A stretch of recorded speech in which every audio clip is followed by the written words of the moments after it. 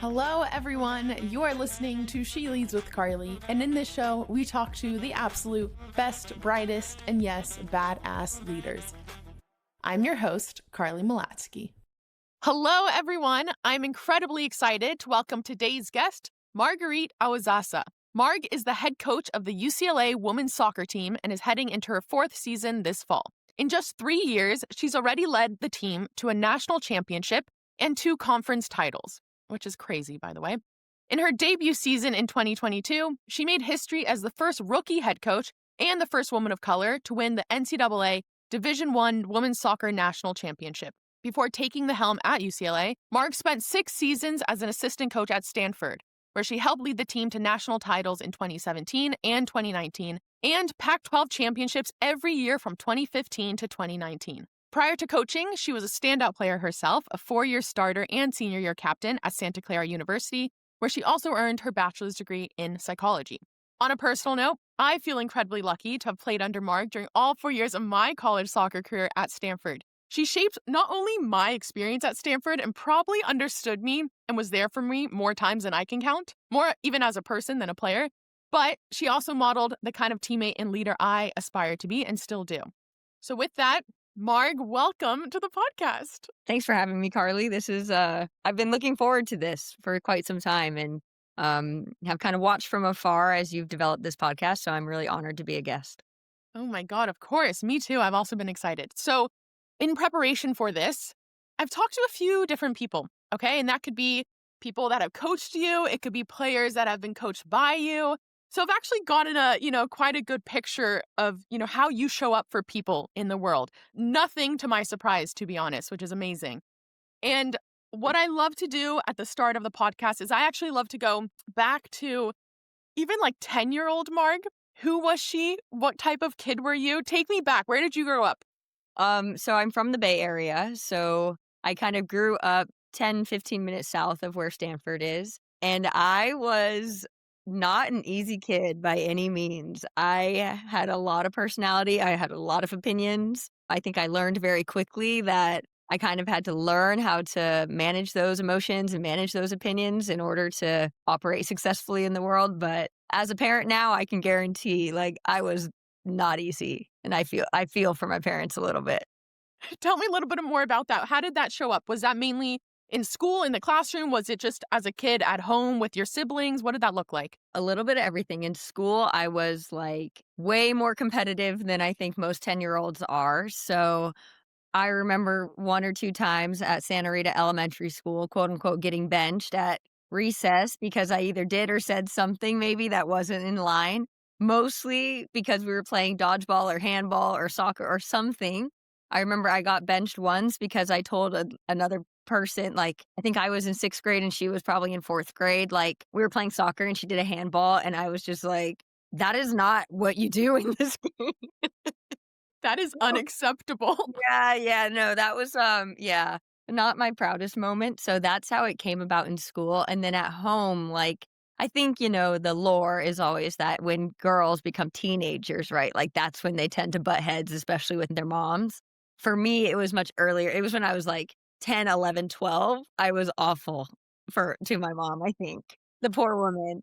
And then by the time I got to high school, it's we had worked out all our stuff. We were fine. But yeah, as a 10, 11, 12-year-old, I was not easy. By the way, is a surprise. To anyone who knows you is quite a surprise. But Marg, you mentioned your competitiveness, which obviously that has carried through, to who you are today, obviously. Where do you think you get that from? Was that from your mom, from having siblings? Where do you think you got it from? I'm not sure because I think my parents and my siblings would agree that it was from day one. I never wanted to do something I wasn't going to excel in.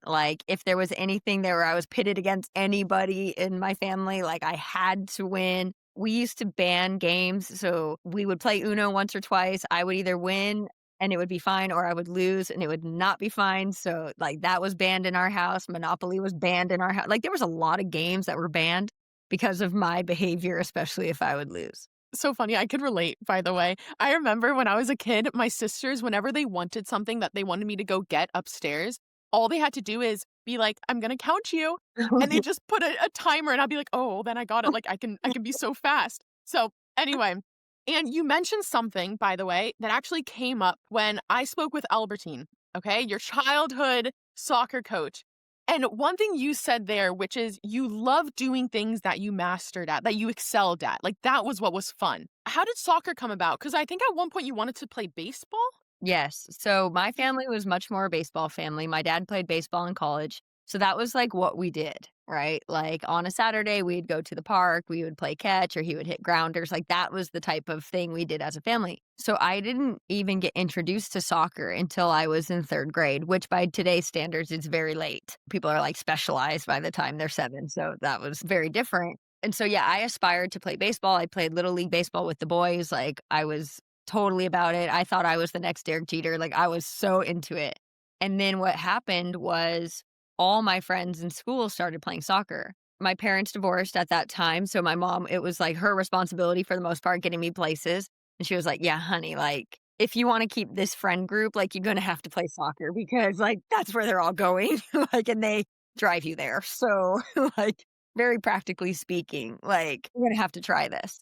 And so I did, and thankfully I did. I played 1 year of AYSO after that. Then I started in like the club scene. And yes, that's when Albertine met me when I was, I think, 9. And so he's known me ever since then. And I always say Albertine and my parents probably know me best, like the good parts and the not so great parts. So talking to Albertine, knowing Marg at 10, 11 years old, one thing he mentioned was the type of player you were, on the one hand, is like you just absolutely demanded perfection from your teammates. Right? Which is kind of similar to like how you were on the playground during recess. But another phrase that he coined was almost like a little general, like you demanded perfection. So I want you to like talk a little bit about that. Like, did you grow out of that? Like, how did that kind of evolve as you matured? No, I think that is honestly why I was a successful player and why I think I transitioned eventually into coaching so easily because like my role on the field, I was like truly Albertine's. I don't know if I was the general, but maybe his lieutenant. Like he would say something and I would be saying it on the field.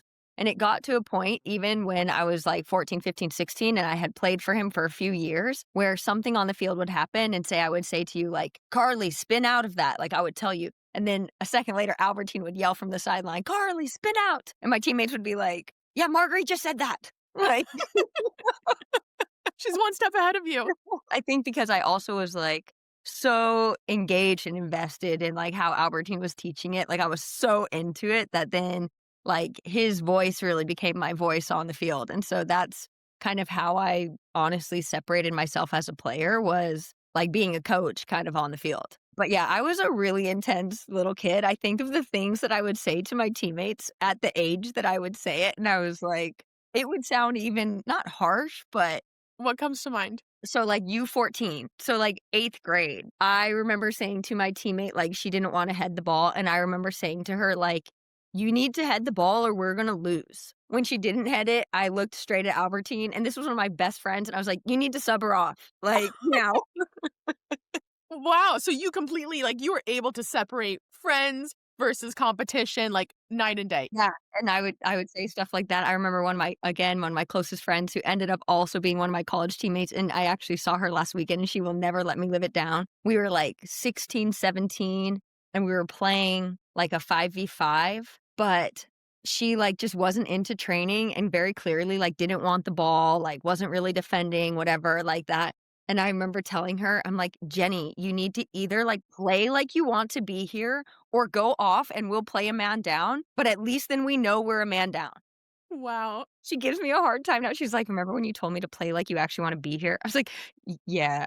And she rolled off the field crying. That's amazing. No, Mark, I think, and we'll get to this, right? Because you've been a part of just like really incredible programs, whether it's Stanford, whether it's UCLA, like it's this level of excellence, right? That I experience and that you've really initiated. And I think, to be honest, I think it starts from that intensity that you had when you were 11, 12 years old, where you're basically willing to kick your friends off the field in order to win.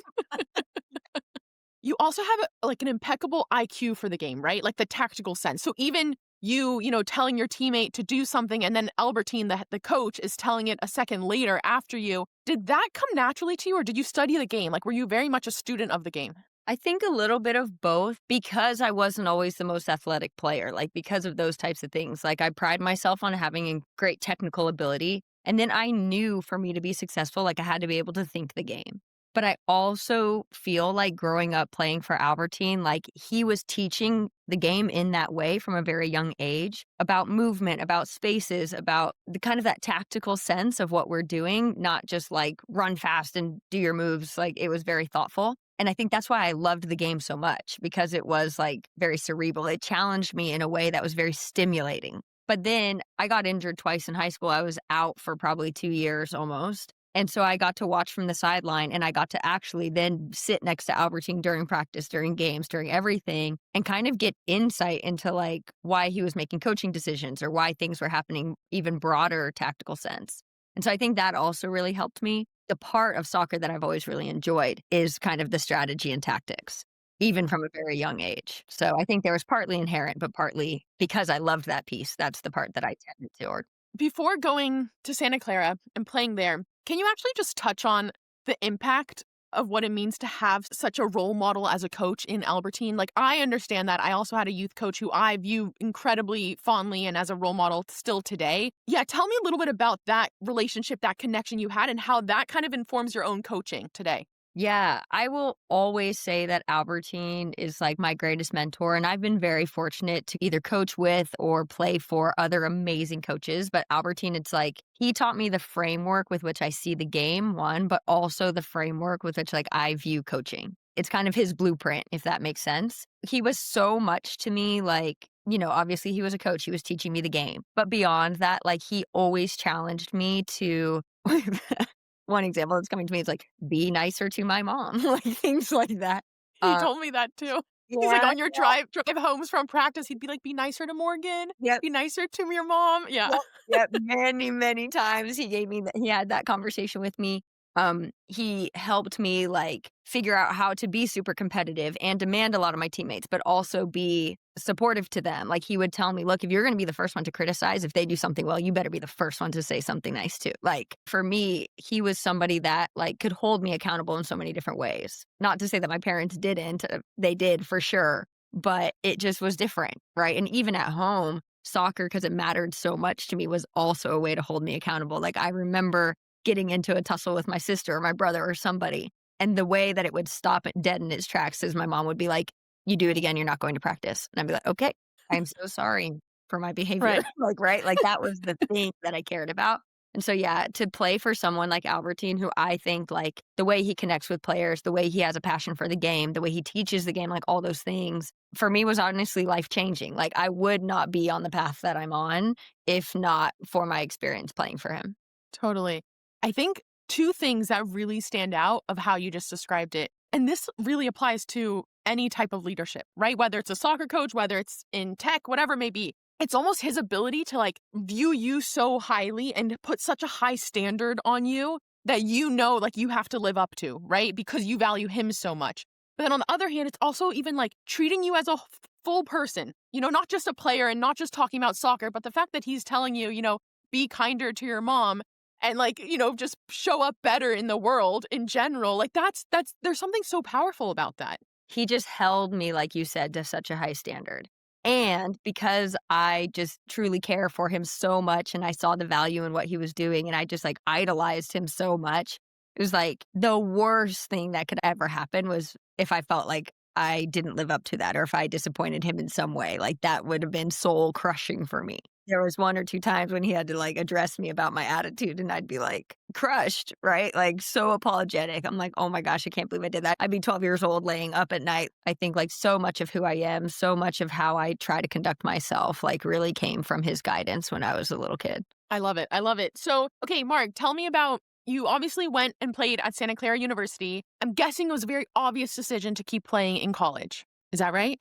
Yeah. So, yeah, it's obvious for me, but maybe not obvious for others because I did, like I mentioned, I was injured. I tore my ACL twice in high school, like back to back. So, between like the middle of my sophomore year till the end of my senior year, I think I only played for like 3 or 4 months. I was out the whole rest of that time. For me, it was never a question of whether I was going to come back or anything like that. But now being on the other side of it, recruiting wise, like, yeah, I understand that Santa Clara kind of took a chance and I'm very honored that they decided to stay with me when I hadn't really played. But I can be so thankful for that because my experience in college was overwhelmingly positive. And I think like I learned so much as a leader, as a person. I feel like I grew so much in that time. And I will say too, Jerry Smith, the head coach, he was my head coach. He's still the head coach there.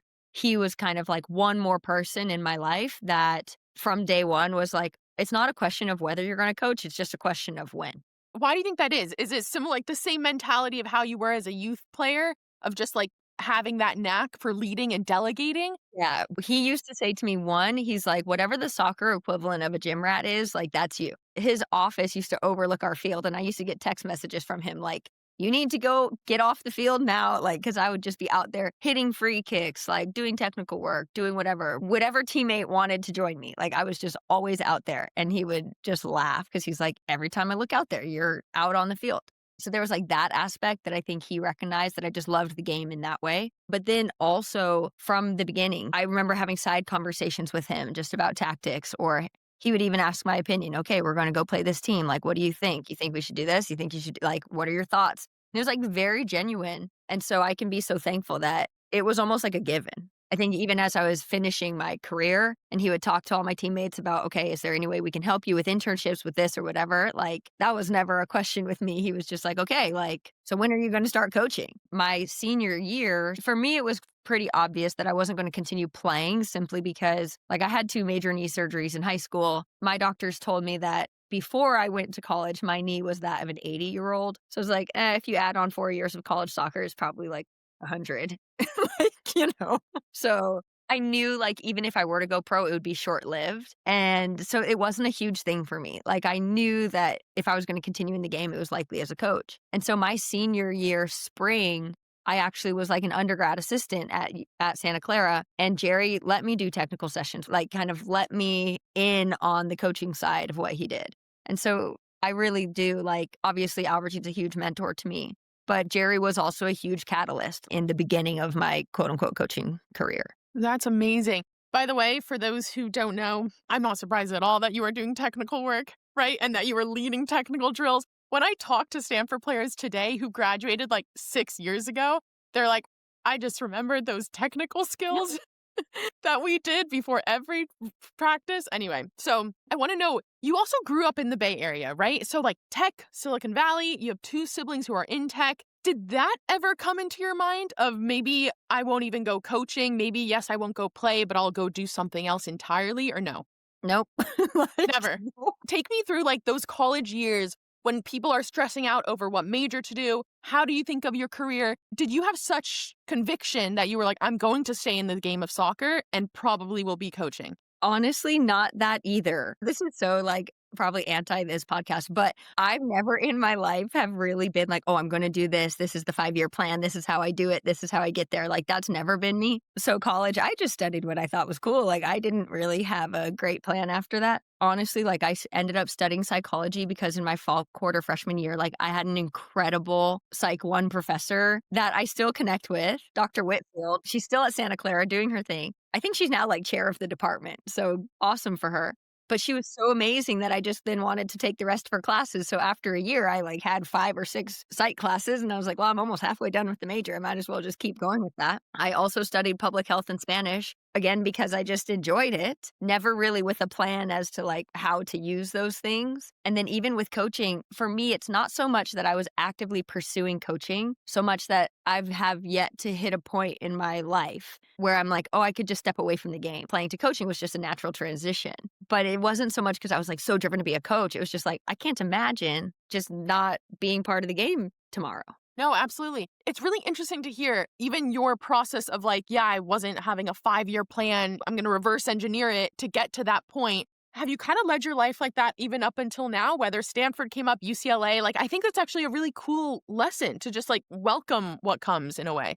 Yes, actually, I'm always embarrassed to say it because obviously my career has taken this trajectory that from the outside looking in looks like it was very planned and very ambitious. And in so many ways, like that's not me. I'm very much more of like, I'm going to do what I'm doing and do it as well as I can and enjoy it. And if at some point I don't enjoy it anymore, if at some point it's not working anymore, then I'll reevaluate. My husband is very different. Like he wants a plan. He wants to know what he's working toward, like all this. And I'm always like, it will be fine. Like, you're in a good place. Just do what you're doing. Do it really well. Doors will open. It's so funny, by the way, because it seems so different than the personality as a 10-year-old. Maybe not. Maybe it actually can be one, but I think that intensity and that competitiveness, like, I feel like what's inherent in that type of personality is also the means of like, let me plan and very much like be methodical about what I'm going to do. You have this like sense of composure, which I want to talk about more later, but yeah. Yeah, my mom and I talk about this quite a bit actually, because she will say, like, when I was growing up, I was incredibly driven in the sense of like, whatever I was going to do, I was going to do it to perfection.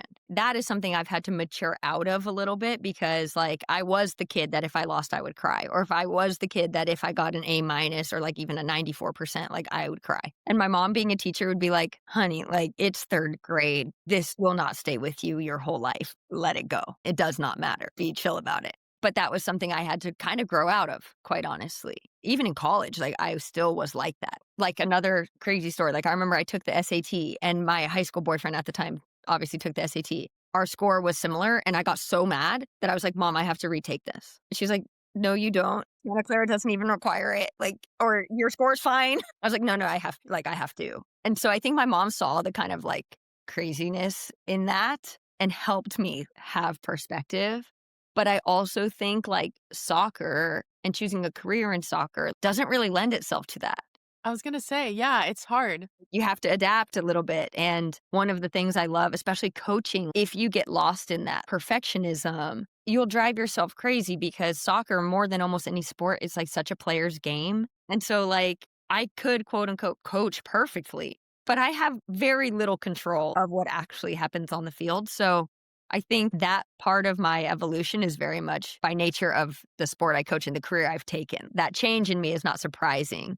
Oh, it's so interesting because on the one hand, you need that competitiveness. You need that intensity, right? Especially at the level you're coaching at. But then on the other hand, I could totally understand like learning to relinquish control to your players, right? Like, did you ever have that learning curve of this player is not intense enough? Like, I'm more competitive than they are, and that shouldn't be the case. Did you deal with that? Yeah, I always laugh. You're like, all I'm the like, time? I'm like, I'm a way more chill college coach than I was a youth soccer coach because also I myself have matured. So like when I was coaching youth soccer, I was 19, 20, 21 years old. I was very young. And so the way sometimes I treated these 6-year-olds is like way more intense sometimes than how I treat my UCLA players.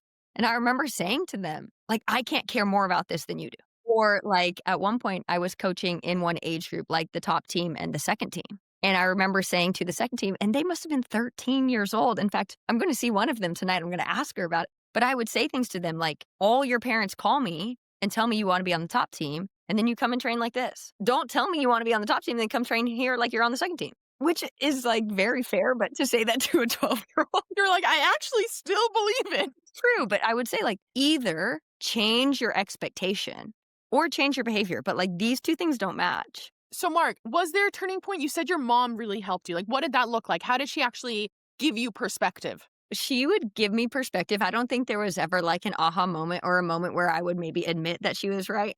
But I think I was more observing and taking it in over time. But I think she and we have so many conversations about coaching from her perspective. Like she's a lifelong teacher. She calls it like classroom management. For me, it's like team management, but it's the same thing, managing kids or managing young adults.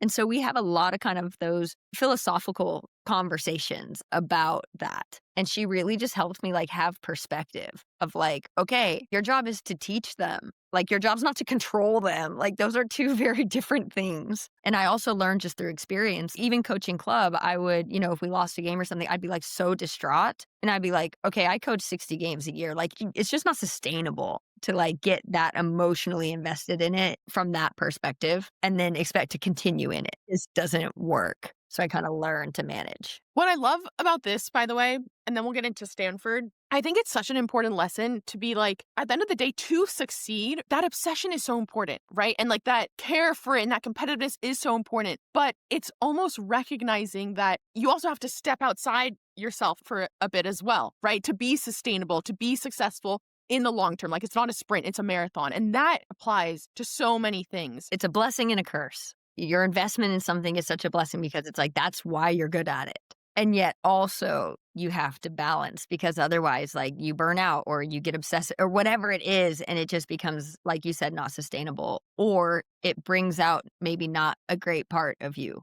Like how you show up to others, the impact that they have on others and what that looks like. Okay, so tell me, after Santa Clara, how did the opportunity to join Stanford as an assistant coach come up? This is funny because I was on a flight, long flight, and the Wi-Fi went out. So I was like, okay, what am I going to do for 4 hours? So I did what everyone does and started going through pictures and just like deleting them or whatever. And I came across a screenshot of the text message I got from a parent whose daughter played on the same team as Paul Ratcliffe's daughter. And the text message basically said, hey, Marg, like just sat on the sideline with Paul Ratcliffe. He asked me if I thought you'd ever be interested in coaching college. Not sure if that's in your plan, but I said I thought you'd be great. Maybe you'll hear from him. And literally, like, it was that text message. A day later, I got a call from Paul. A couple days later on campus, 2 weeks later, coaching at Stanford. No way. Do you know how your name even got to Paul? Well, I knew Paul a bit. Obviously, I'm from the Bay Area. I was a decent level player at that time in the area. So I knew him that way, but not that personally. His 2 daughters played in the club that I was coaching, so kind of knew him through that, but neither one played for me.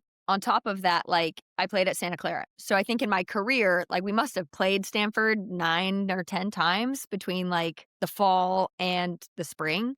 So, like, we were familiar with each other. I honestly have not ever even asked Paul, like, how this came about, but I can only assume, I think just, like, being in the area, he and Albertine are very close, so I'm sure that he had some role to play in that. But, yeah, it moved really quick. I'm not sure if you have asked Paul or if you ever will. It's funny. The interview, I think back to it, he tells me, he's like, Marg, he's like, the thing that impressed me most and the reason we offered you the job is because you were so honest. You can't get mad at that. Like, it's just so genuine. The one question I remember so clearly, and I think back to like, okay, if you were really trying to like, quote unquote, get the job, you would have definitely not answered it this way. Because he asked me like, well, where do you see yourself in 5 years, right? I didn't tell him, oh, I don't ever see myself in 5 years or whatever. I was like, well, I really think that depends how today goes. like, Like, so matter of fact. I was like, well, if today goes well and I'm working here, like, obviously that looks very different than if it doesn't go well. And I think he said to me, like, well, you're a very successful club coach right now. Like, obviously you love doing that, this or that. How do you think you'll adjust to college? And I also remember saying, like, that is yet to be seen. And I think I'm like 25 years old, like never coached college soccer before. I'm sitting in Stanford's office, like, which is kind of crazy in itself. But I was very much like, yeah, I honestly don't know if I'll like it. And I told him, I do know I love coaching club, so we'll see. It's so refreshing to hear because you know this, like the whole world of trying to get a job or trying to get really anything, you have to fit the narrative. It's actually quite rare you lead with like authenticity and like such raw honesty. Like Paul said, like he recognized that. But you're right. I think how you answered it makes total sense in so many ways. You're like, I don't know how I'll be because I've never been. And this is the opportunity to see. It was a very quick 2 weeks. You were on the team. You were coaching. What went through your mind? Like, was there ever this like, oh shit, like I'm doing this? Or was there ever that moment? Not really. I think I just was so young and naive, like it didn't even hit me. Even though growing up in the college system and being very familiar with the teams and the success of Stanford and all of that, like somehow it was still lost on me, like what I was doing. Until I started walking around the halls of Stanford and the other coaches would be like, oh, and where did you coach before? And I'd be like, I didn't. Like, MBLA. I'm just here. Wow. Typically, even assistant coaches are proven. Right? Like you don't usually get a job at Stanford as a first job. Like you're usually at Stanford because you've gone somewhere else and done very well there. And so for me, yeah, I'd be walking around the halls and I'd just be embarrassed to even answer the question. I just started saying, oh yeah, Santa Clara. And they'd be like, oh, you must. I'm like, yeah, not coaching, but that's okay. You don't have to know that. I love that. So what was the biggest shift? When you think back to those early years around 2015, what was that like stark shift from youth club, from being a player at Santa Clara to now being a coach at a college top program? Yeah. So if I'm doing the math right, because at MVLA, you would often start with a team and then keep that same team all the way through their club career. So the teams that I was coaching was like 2002 and 2003 birth years. So the biggest jump is like when I was coaching them at the time in 2015, they were 12 and 13 years old. And then all of a sudden I'm coaching like one of the best college programs in the country. I was like, oh, wow. A little different content than what we're teaching, but also not because I was like, so much of my job at Stanford at the time too was just like the fundamentals and the basics and holding people to a high standard. But that was really different. I think managing players that are college players when I was Yeah. used to managing 12-year-olds, like that's different. The thing I think that prepared me though is especially in an area like the Bay Area, I had to learn very quickly how to manage parents. And managing parents, I will still say to this day, is much harder than managing any player I've ever coached. I think I felt prepared, like, to have hard conversations with players because I'm like, yeah, have you ever been screamed at by two parents on the phone? Like when you try to move their daughter down from one team to another? I've never been screamed at by a player. Like, Yeah. Did you notice a shift going to a top program like Stanford, coaching college players, right, who have reached this point where they're individuals, like they take care of themselves, like a whole new type of level?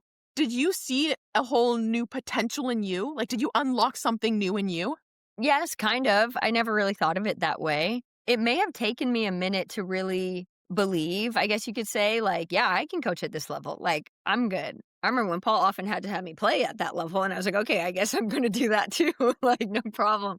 But I credit some players on that first team with really helping me do that. Like, I will always say, like, Andy Sullivan really sticks out to me because she was like one of the best players in the country. And from the first day I got there, she's like, all right, Marguerite, like, what do you got for me? Make me better. What feedback do you have? What was it like? What do I need to do?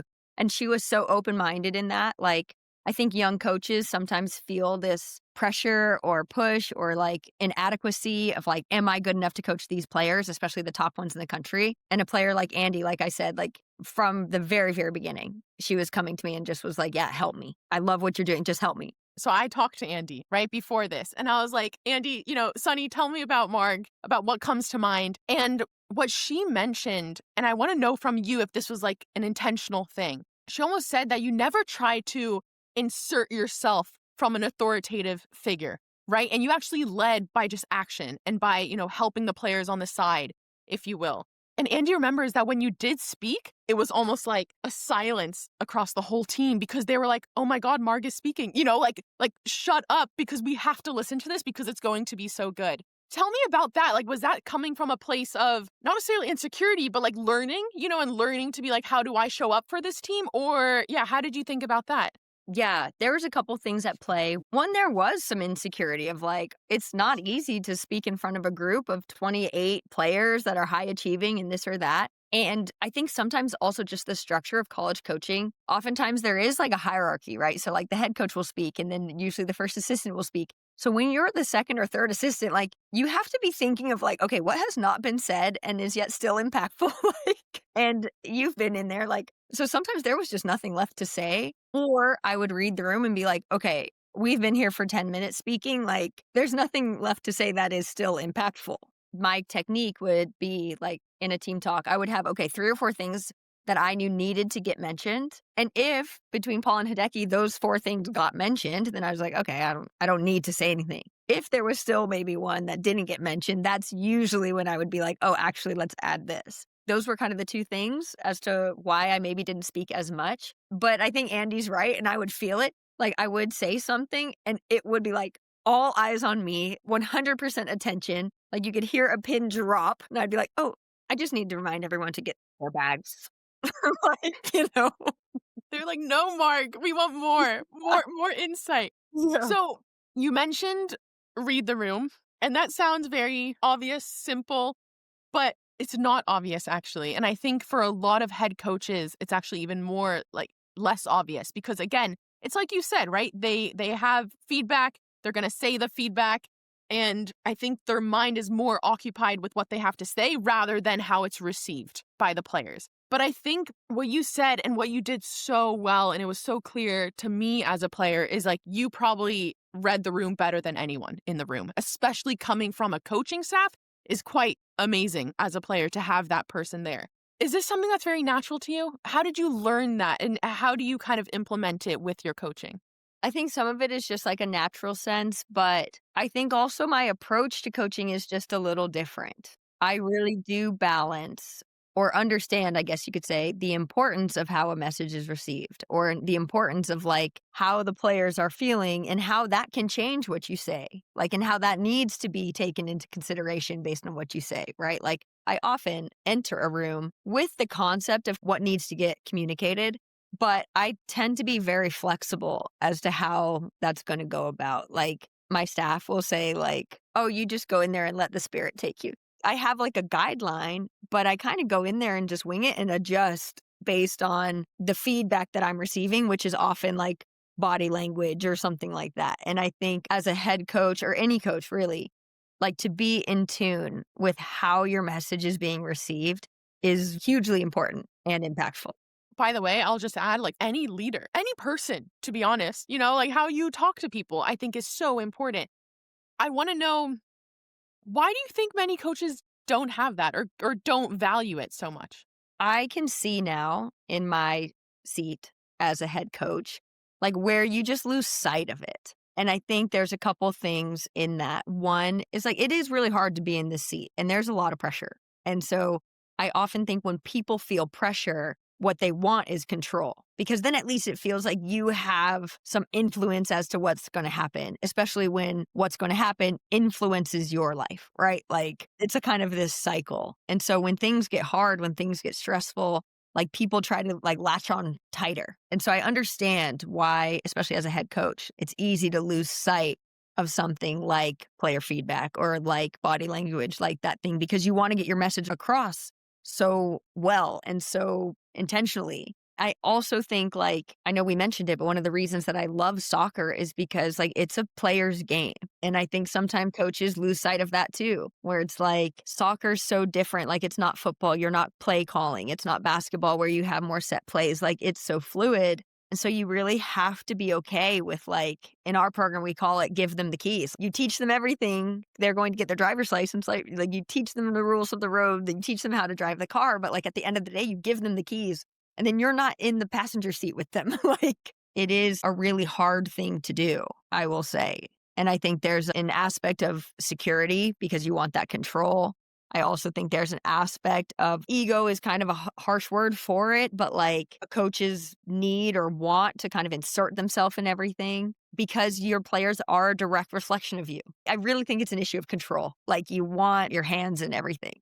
It's so interesting, right? Because I obviously have the perspective of a player, but from a coach's, like if I try to put myself in the coach's perspective, like, yes, not only do you have this pressure as a head coach, everything is basically reflected back to you, the decisions you make during a game that impact the result of the game. And I actually had to remind myself a few times, like, this is their job. Like this is how they put food on the table. And so like performance really matters. But I want to know from you, because you have a very unique position where you were a player not that long ago, like you're young compared to most other coaches. And so you have the player perspective and you also have the coaching perspective. What do you wish more players knew about being a coach that maybe gets lost, and having that empathy would actually be quite helpful for a player? Yeah, I think exactly what you said. For our players to understand the pressures and stresses that we feel and to understand that their performance is a direct reflection of us, right? Like it's their performance that people are going to use to judge our abilities as a coach or our abilities as a leader. So it's no surprise that coaches get emotionally invested in things or maybe react in a way that's not helpful because, like, yeah, if we lose a game or if you make a mistake on the field, like that comes directly back on us. It's really hard. And I think for players to feel that empathy, for them to understand, like you said, that like my job relies on the abilities of 18 to 20-year-olds in high pressure situations against other 18 to 20-year-olds. Like it's not an easy thing, right? And so we feel the pressures, right? Like when we lose games, you start to lose 2-3 games, or if you're at a program like ours at UCLA or Stanford and you don't make the tournament. Like, that's a big deal. That means you probably have 1 year to turn things around, or you could get fired, even to the extent in college soccer. If we have a player that gets disciplined off field for something by the university, that is also reason for us to get fired. It's really hard because we're constantly getting judged by the behavior of 25 to 28 teenagers. In a way, like you are responsible for them. Yeah. And everything they do and say is a reflection back on our program and a direct reflection back on us as coaches. And so that's just really hard to live in all the time. Okay, based off of that, and because of that, like weighing having that responsibility, do you actually feel responsible as a coach to be a role model, or at least maybe that's not the right word, to teach your players beyond soccer of more like life lessons? Do you feel that type of responsibility, or do you actually see a separation? That I don't think there is a separation, right? Like what everyone will see most publicly is how we play. Obviously, we have to invest so much time and energy in that. But for us, like a huge measure of our success as coaches too is like how our players conduct themselves. And so like I feel a huge responsibility to teaching players how to conduct themselves within our program, so they're 4 years with us, and beyond it. So even, for instance, if we have players going to the pro environment, how they behave in the pro environment feels like a direct reflection of how they were taught to behave in our program. I, as a coach, we're trying constantly to kind of prepare our players to be successful after our program. And then by nature, I think because of that, they tend to behave well when they're in it. But it is a really hard thing. And what's interesting, though, is like this is part of the reason I love coaching the college age group, because this is part of the job. And I actually think it's like a hugely rewarding part of the job, but it is also a stressful part of the job. It's so cool. Just you talking, I feel like there are actually probably elements of your mom being a teacher her whole life. Like that actually comes into how you show up for these players, right? And like you're very much a teacher to them, whether you realize it or not. Like you're the ultimate teacher for them probably. They see you more than any other teacher that they have in college. So it's quite cool. Yeah, my mom, her favorite quote that she coined, she always says like, "Oh, honey, you're an educator too. You just happen to teach soccer." I'm like, "Yeah." Exactly. So, Marg, like I said, at Stanford, every single year you were there, they won a Pac 12 championship, two national championships. So you were seeing the highest of high levels of the college game.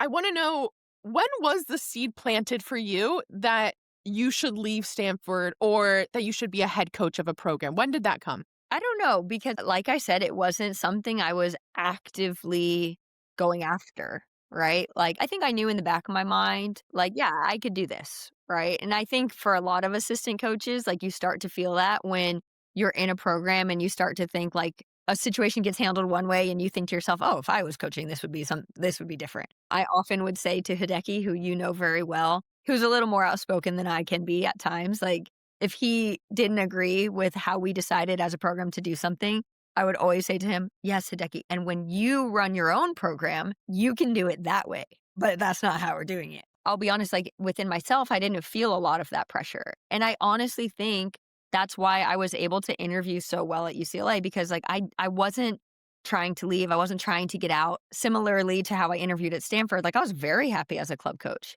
So I didn't feel the pressures of like, this is all or nothing. I was like, I'm just going to be super honest. This is the technique I used again for like interviewing at UCLA. And when they would ask, "Oh, have you always wanted to be a head coach?" I was like, "No." Like sometimes and I would say, "No, I know I can do it." But I also understand it's very different than being an assistant.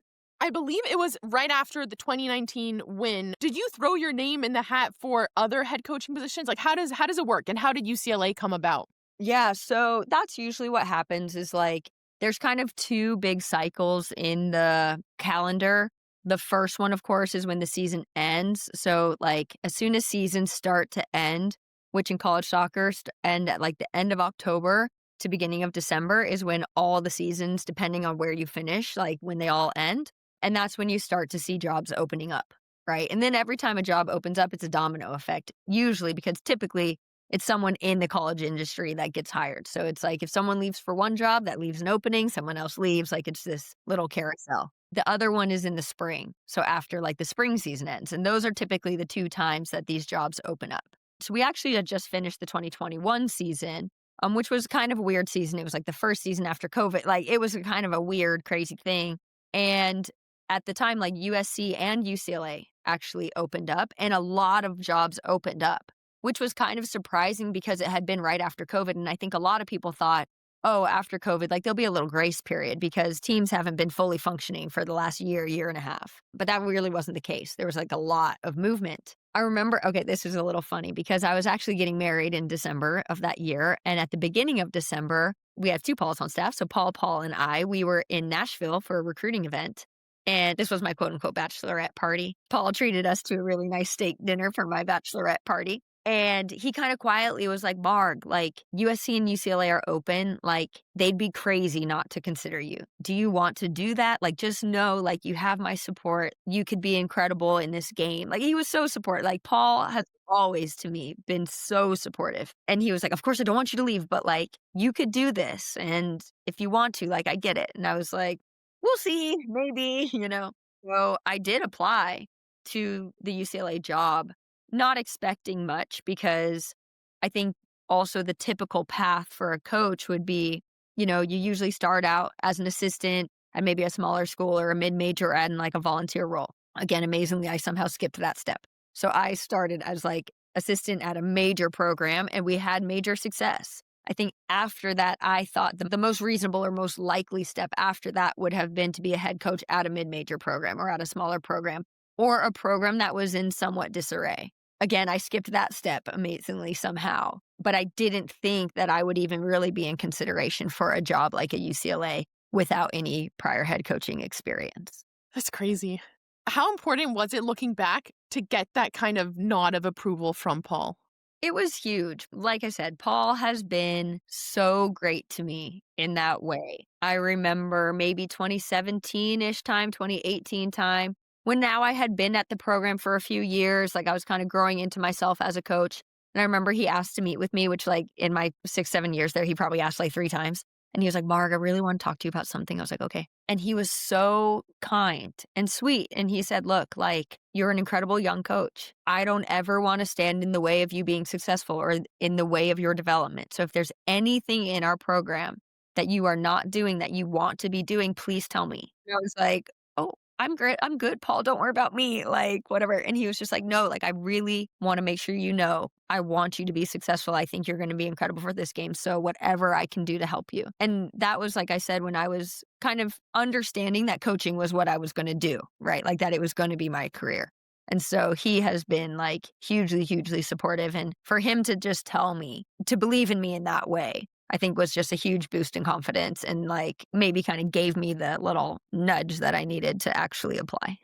That's amazing. I love that. It goes back to just like having those people in your corner, you know, who can give you, whether it's giving you the confidence internally or outwardly to others to give you that kind of push in the right direction. But I think that's amazing. I love that. So I learned that when you got chosen to be the UCLA head coach, the players knew that they're getting a new coach, right? But they didn't actually know what it looked like. They went into a room with the athletic director. He asked them or she asked them, what's important to you for a head coach? Many players actually said, we need a strong head coach, meaning that they've been a head coach before.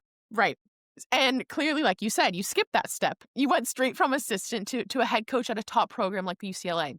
I want to know about like the trust you had to build with the team. But before then, can you walk me through that first Zoom call where you showed up in front of the entire team and that was their first introduction as to who will be their head coach? Yeah, the story goes that they wanted a sitting head coach and they also were preferring a male head coach. So I don't check either one of those boxes, obviously. This is where I can be so thankful. Our associate AD, Erin Atkins, she's still with us at UCLA. She decided to go with me and she was like, no, like they said that, but what they really said in terms of what they wanted, in terms of like the vision, in terms of like the confidence, like all those things, like is in complete alignment. So yeah, I kind of blubbered through that first Zoom call for sure. Like I know that for sure. I had never done this before, so I didn't really understand like what that call was going to be about. And they just asked like, okay, like, you know, you kind of get the mic for a little bit just to kind of say what you're all about. And I said, hey, look, like I'm so honored because I'm inheriting one of the best teams in the country. And I think I was very honest. I was like, but it's the best team in the country that's underperforming. That's the truth. And I kind of said, look, from the outside looking in, this is the impression. Obviously, I'm going to learn a lot more. But, you know, I think the UCLA of the past was known to have an attitude, known to have kind of this bravado about them and whatever. And I kind of said, we're going to be about these things, right? Like, we're going to be one of the best teams in the country. I'm like, and people are going to hate us, but they're only going to hate us because we're good, not because of how we treat people. We're going to be well-liked, well-respected. like all these things. And I'm like, and I think we're a top 3 team in the country. I was like, but we have a lot of work to do.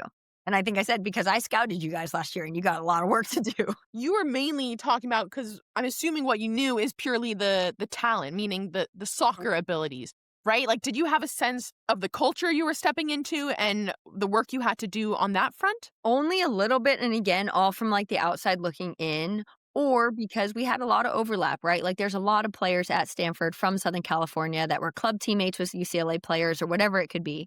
And we're in the same conference. We had also played UCLA in the 2 Final Fours, or the 2 times we won, we played UCLA along the way. So like we knew them well. I knew their staff. Like I had some inside knowledge of kind of what they were all about. And I also just knew from playing them, like, this is the impression that we've gotten. And I think I said, and this is your reputation, and we're going to change it quickly.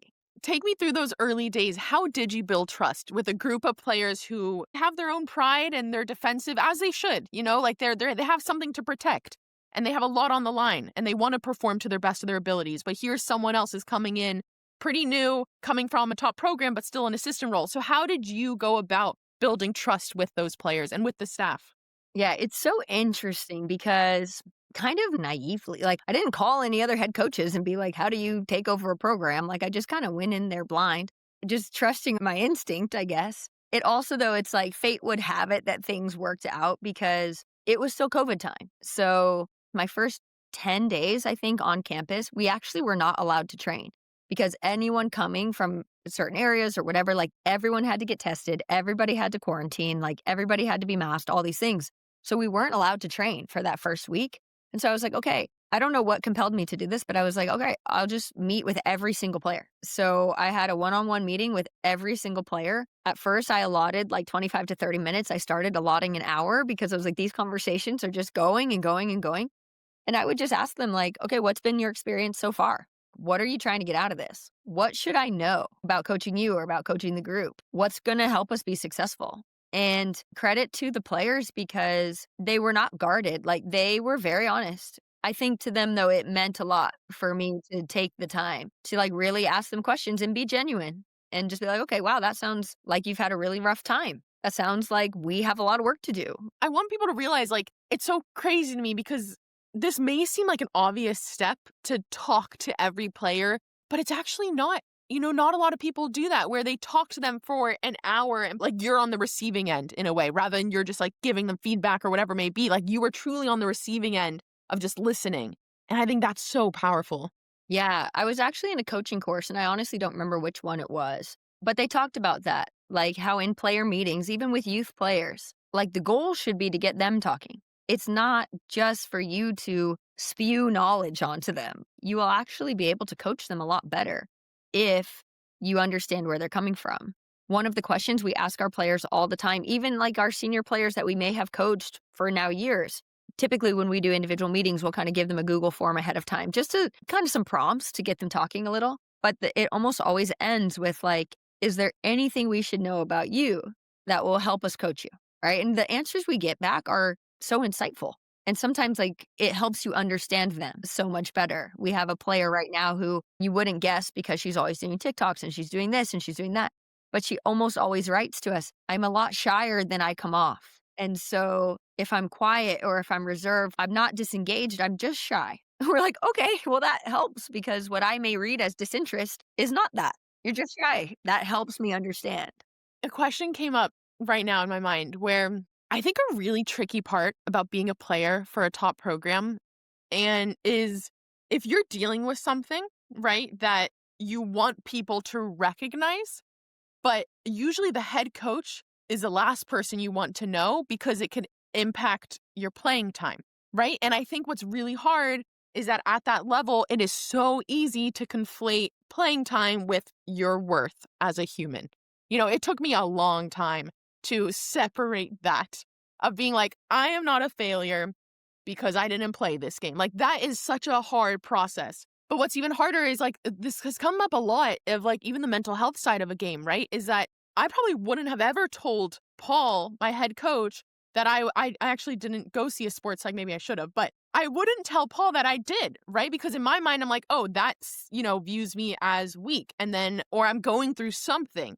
And so I wouldn't play. And then it would just be a very vicious cycle. The reason why I want to ask you now is one, I feel incredibly comfortable asking you anything, but two is how do you reconcile that as a coach? Like, how do you view that of knowing a player in their most truthful way, but also very much thinking like, I need the top performers and this is a job for me and everything is on the line? How do you go about that?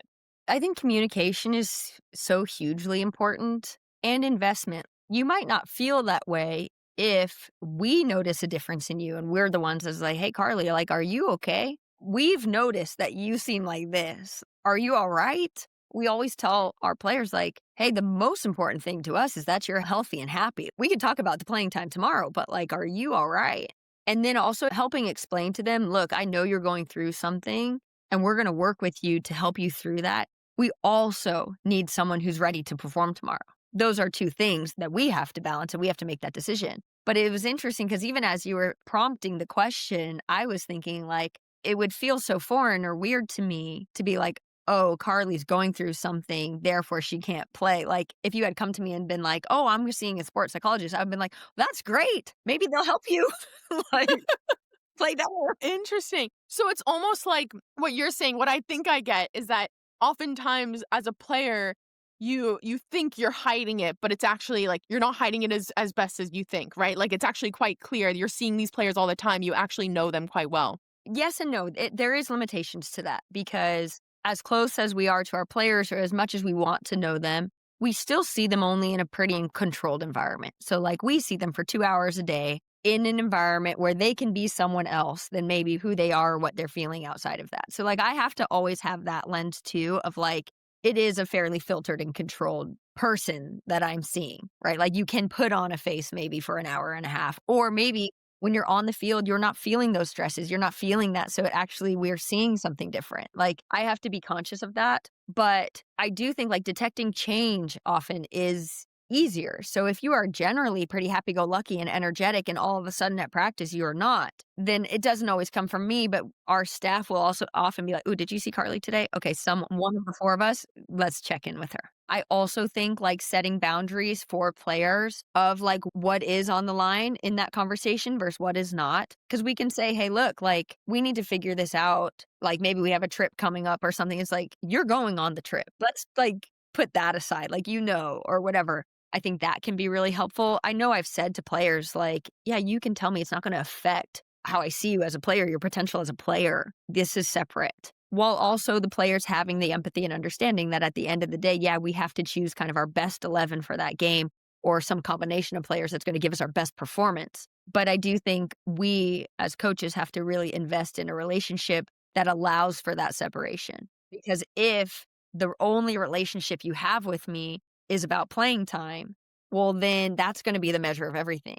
I'm totally with you. And I will say this, though. I think it really comes from you establishing that, like seeing the person, which, I mean, I've talked to other players. I felt it. Like you do that so impeccably well of like seeing the person beyond just a player. And I think that is so important. At UCLA, in your first year, like I said in the intro, you won a freaking national championship, which is crazy. Why don't we like go through that last game? Walk me through what happened. You went into double overtime, and in the last 3 minutes, I believe, 3:23 or so. Yeah, a couple storylines. Obviously, like rookie head coach. We're like driving to the final. I was like looking at my staff. I'm like, you guys, what just happened? Like, how are we here? Like, what's going on? Also, we're playing UNC in Cary, North Carolina, meaning 20 minutes from their campus. So about 10,000 fans there. I think 9,900 of them were for UNC, right? Like a very small little UCLA contingent behind us. Another storyline is like, we're always chasing UNC, right? Like they've been the kind of the standard bearers of our sport for so long. And that year would have been like the 10th year in a row that they didn't win, which in USC history is quite a long time. And everyone else's, that would be whatever. But in their history, that's something. And we used to joke as a staff, like, no matter what happens, regardless if we win, like UNC can't win. Like, that's 10 years. And then we're driving there and we're like, okay, I didn't think it was going to come down to us. That feels like a lot of pressure, but fine. Also, the storyline of like, I'm a rookie head coach. Anson has literally won 21, 22 national championships. Like, he is the legend of the game, right? So there was kind of that storyline going. we had played them earlier on in season, a from behind win where we won 2-1 at UNC. So there was that. Like, there were so many kind of things at play. And going into the game, I was like in this headspace of understanding, like, okay, if we win, this is incredible.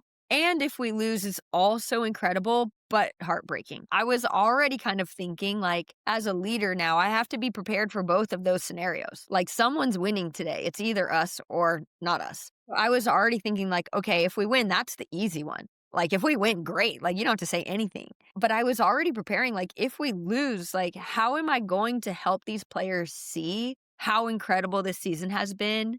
And also understand that, like, nothing I say is going to make them feel better. So that's what I was like thinking during the whole game. And then one felt more likely than the other when we were down 2-0 with 2 minutes left. And I was like, wow, this is going to be like, this is really tough, right?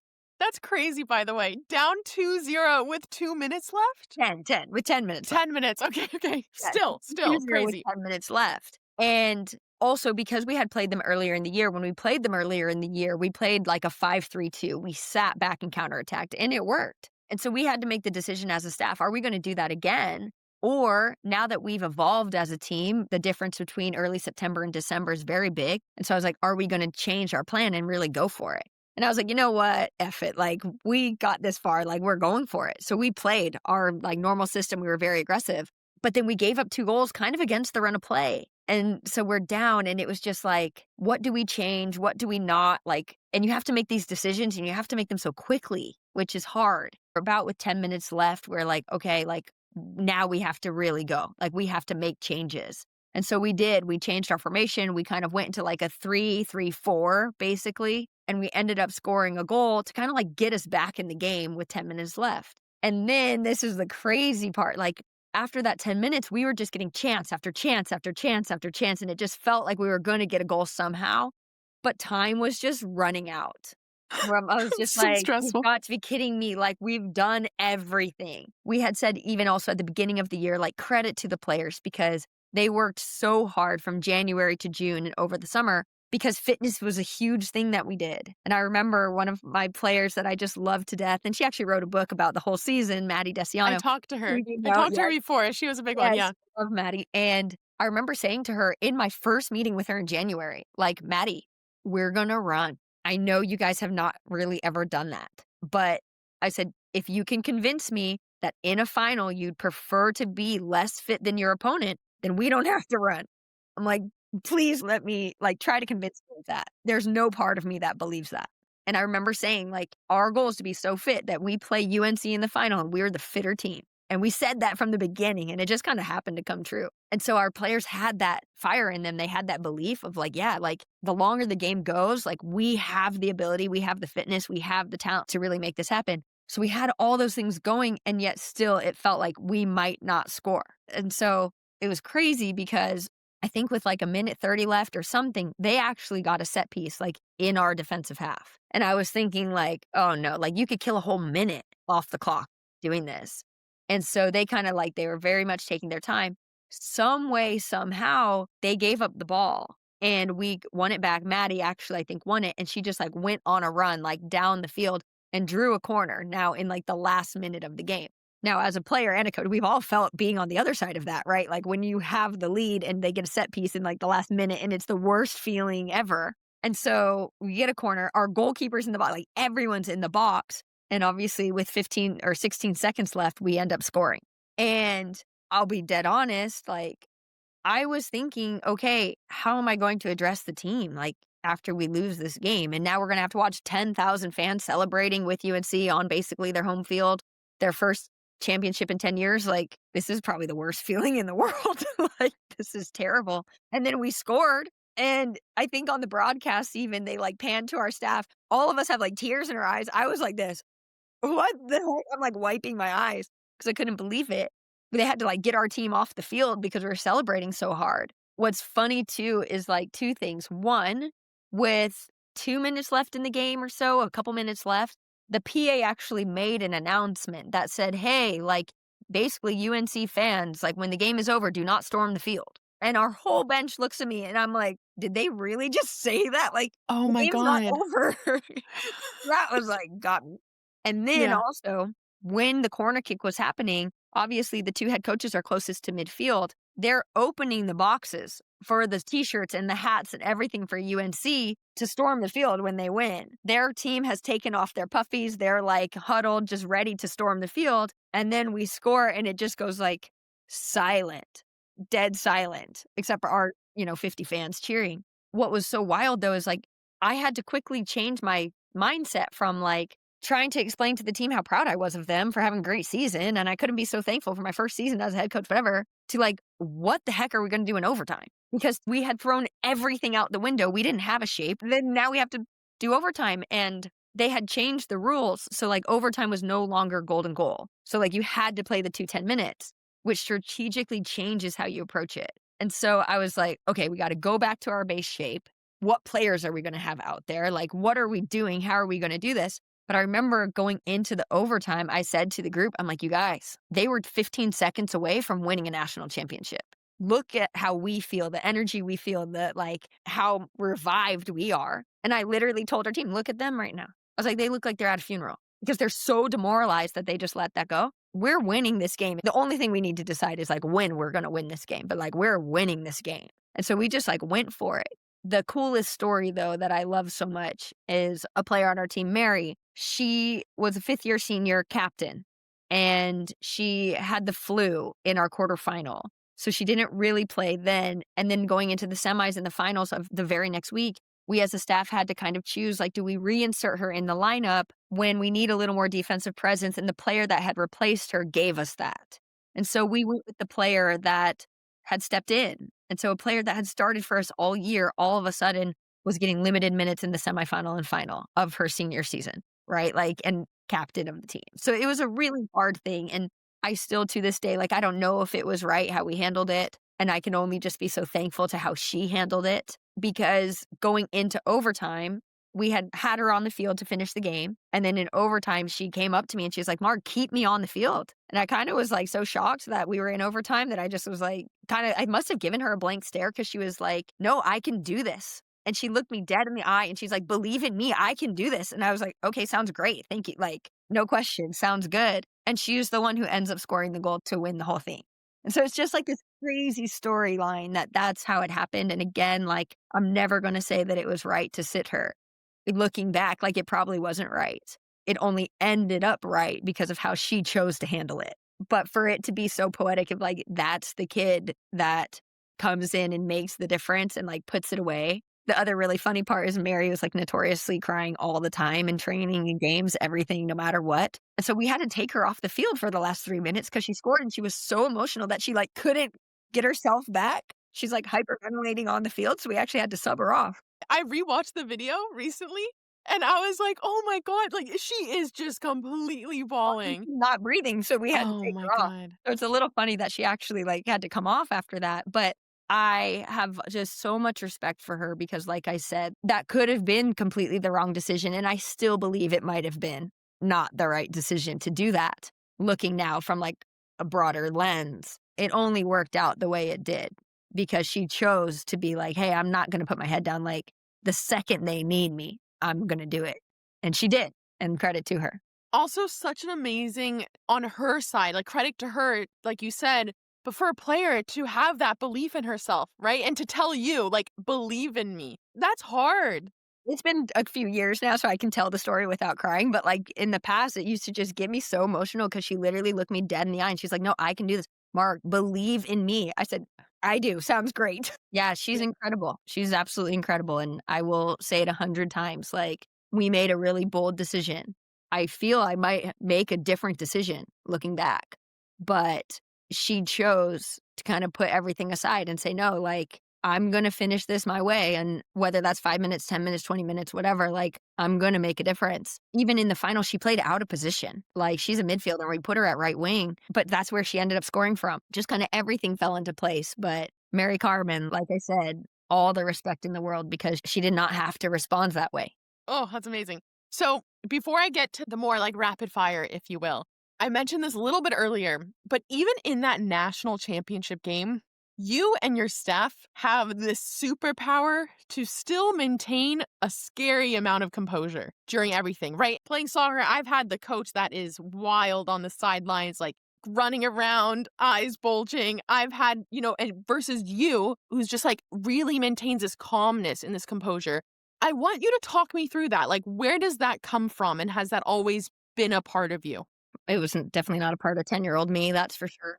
But I think it comes from my understanding of what my role is on the sideline.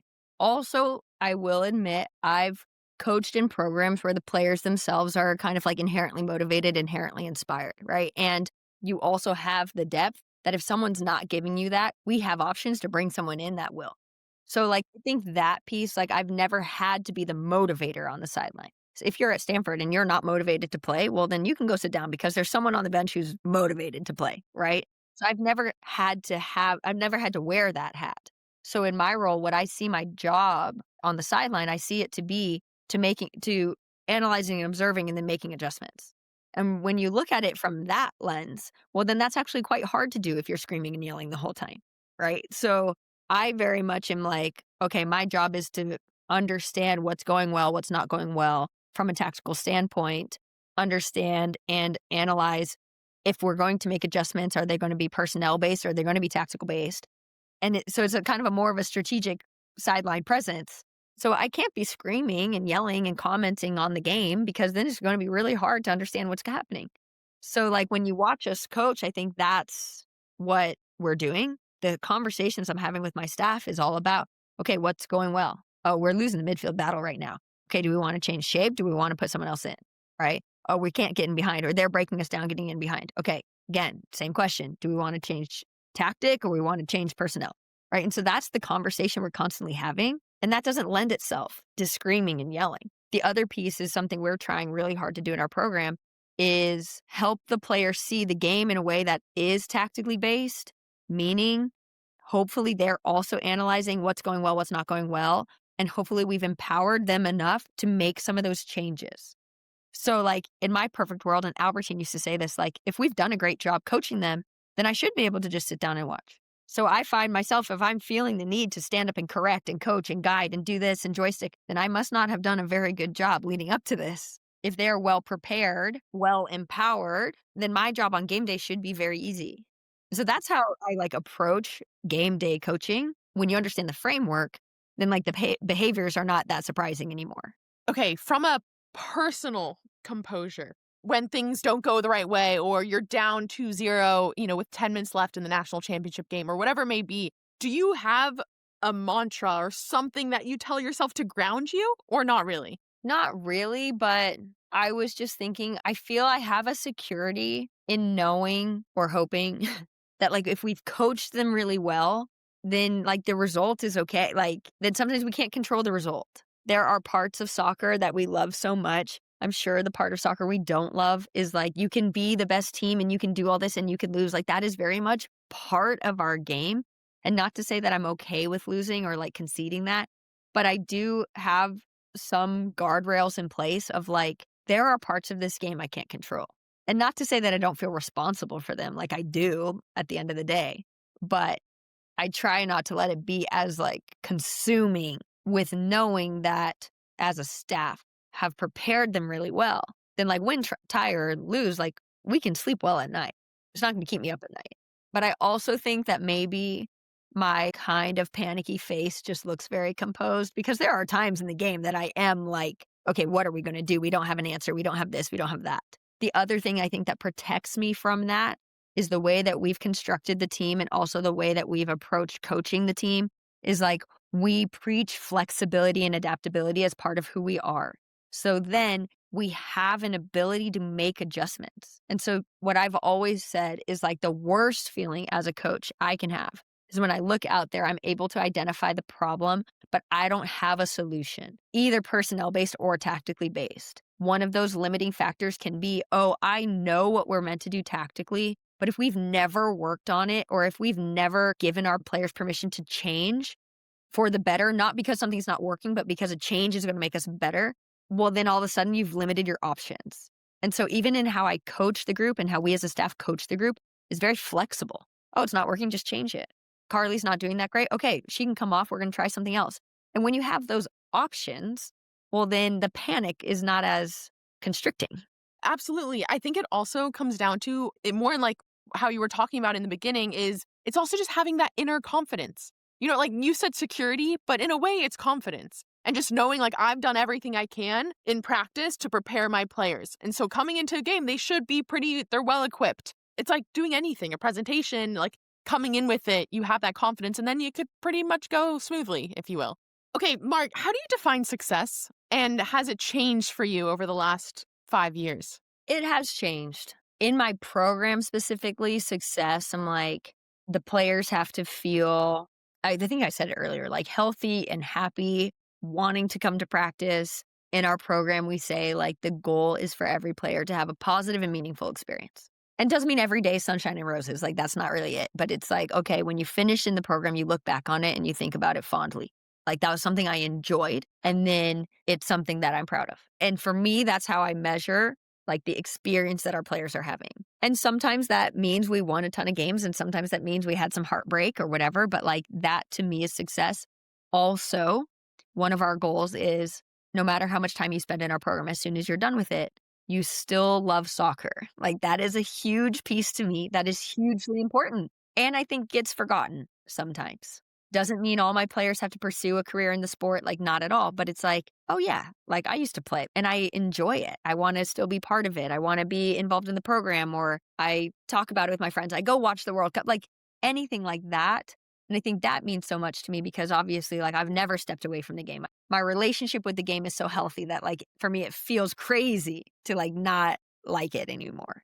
But that's the reality for a lot of players. And so that's another way I think I judge success in my program. For myself, I think is different because again, like I'm not quote unquote chasing success. Like I'm not set out to be like one of the best college coaches ever. Like that's not honestly that important to me. It's more like the relationship I have with the players. And not every single one has gone beautifully for me, right? There are players in my past that I don't have a great relationship with.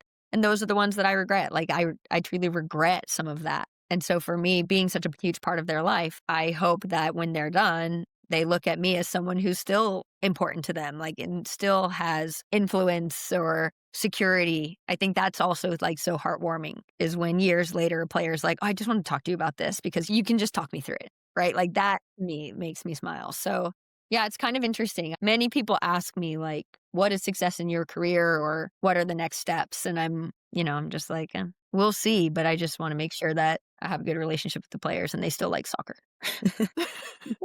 Mark, that's amazing. I feel like that is so special. I'm not surprised by that because you very much stood true to that during my soccer career at Stanford. Like you putting the person first, it's like more valuable than a player can ever explain to you. And I feel like you having that metric is just like a very big testament to who you are. And a little story that I have on that front is I remember after Stanford, okay, you join UCLA.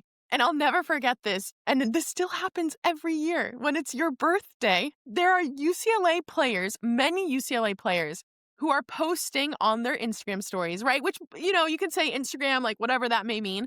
But they're posting on their Instagram story, happy birthday, Marg. And I just want people to know that is a crazy concept. That is just such a crazy concept to have a relationship like that with a player where I feel compelled to, post on my Instagram story celebrating you. I've never seen that. And it may seem minor, but again, I've never seen that. And I think it's such a big testament to like, again, how you show up for players and the impact you have on their life and for them to view you in such a high regard and to want to celebrate you. So I just want to say that. I'm glad I got that in because it stood out to me. And that's alone, it really stood out. So anyway, okay, Marg, I have one more question for you that I ask at the end of every single episode, which is, what craft, and maybe it's kind of similar, but what craft are you spending a lifetime honing? Managing people, which sometimes, quite honestly, like managing my team, it sometimes comes easier to me than even managing myself or managing my relationship or managing my daughter. Like, I'll be honest, my job is mostly managing and leading people. And so those are the podcasts that I listen to. Like, that's the thing that really interests me. And that's what I know I have to continue to work on because people are constantly changing. And I think that's also what makes it really compelling and really intriguing. Is like, it is not something you can master easily. Okay, Marg, I can clearly talk to you for hours, but I know you have a busy life.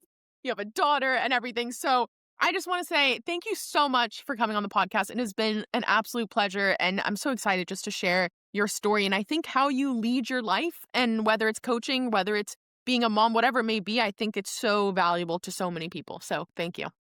Thank you for having me. This was great. And Of yes, we course. could talk for 5 hours. So this was really, really nice. And I'm just so appreciate like my time that I had coaching you, and then now just having you kind of in my life and watching you do your thing. So thank you again for having me.